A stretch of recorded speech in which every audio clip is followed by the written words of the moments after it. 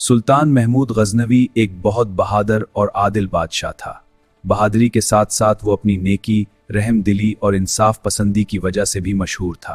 उसकी आदत थी कि वो भेस बदलकर रात के वक्त शहर की गलियों और कोचों का चक्कर लगाया करता था, ताकि रियाया के हालात से बाखबर रहे और उनकी तकलीफों का अंदाजा कर सके। एक रात वो इसी तरह शहर का गश्त करते हुए एक सुनसान और वीरान मकाम पर जा पहुंचा। वहां उसने देखा कि 4 आदमी आहिस्ता आहिस्ता आपस में बातें कर रहे हैं। सुल्तान उनके करीब गया और बोला, भाइयों, यहाँ क्या कर रहे हो? उन्होंने बेधड़क जवाब दिया, मियाँ, हम चोर हैं और चोरी के मुतालिक सलाह मशवरा कर रहे हैं। फिर तो तुम मेरे साथी हुए। अगर मुनासिब समझो तो मुझे भी अपने साथ शामिल कर लो। वो कहने लगे, हम किसी को अपने साथ इस वक्त तक शामिल नहीं करते जब तक इसमें कोई खास खूबी ना हो।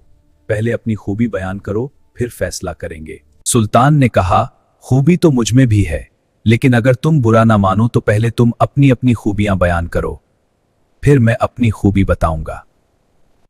एक चोर बोला, मेरी खूबी यह है कि मैं सूंघ कर खजाने की जगह मालूम कर लेता हूं, चाहे वो पहाड़ के गार में हो या जमीन के अंदर।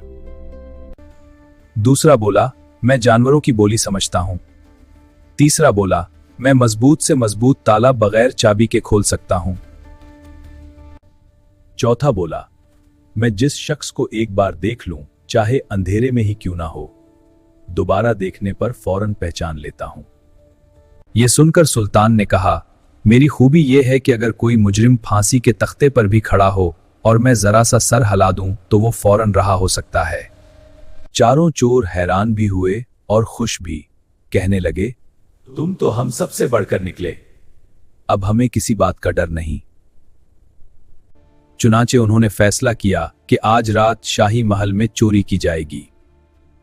रास्ते में एक गली से गुजरते हुए एक कुत्ता भौंका। सुल्तान ने पूछा, ये कुत्ता क्या कह रहा है?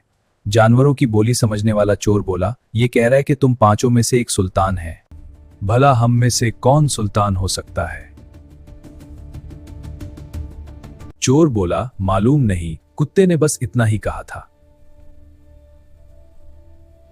एक चोर ने सूंघकर खजाने की जगह मालूम की, दूसरे ने ताला खोला और उन्होंने अशरफियां और जवाहरात समेट लिए, मगर सुल्तान के कहने पर एक कीमती हीरा संदूक में छोड़ दिया। वो सब जंगल में अपने ठिकाने पर पहुंचे और माल को 5 हिस्सों में तकसीम किया। सुल्तान ने अपना हिस्सा ये कहकर वापस कर दिया कि दोस्तों, तुमसे मिलकर मुझे खुशी हुई है, ये हिस्सा मेरी तरफ से तुम्हारे लिए तोहफा है। वापस जाने से पहले सुल्तान ने चालाकी से उनके नाम और पत्ते मालूम कर लिए। उधर खजाने का मुहाफिज आया तो देखा कि माल गायब है और सिर्फ एक हीरा बाकी है। उसके दिल में लालच आया और उसने वो हीरा अपनी जेब में डाल लिया, ये सोचकर कि कोई नहीं जानेगा। सुबह इसने सुल्तान को चोरी की खबर दी। सुल्तान ने हुक्म दिया कि शहर के मशहूर चोरों को गिरफ्तार किया जाए। चोरों को दरबार में पेश किया गया। सुल्तान ने पूछा, वो हीरा कहां है?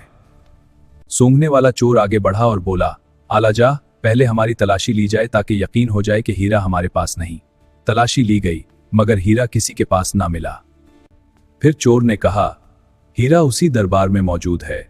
मुहाफिज खजाना की खुफिया जेब में एक डबिया है, हीरा उसी में है। डबिया निकाली गई तो हीरा बरामद हो गया। मुहाफिज का रंग फक हो गया। सुल्तान ने उसे गिरफ्तार करवा दिया और फरमाया, उसे गिरफ्तार करो। फिर सुल्तान ने चोरों की तरफ देखकर मुस्कुराकर कहा, तुम सब आजाद हो।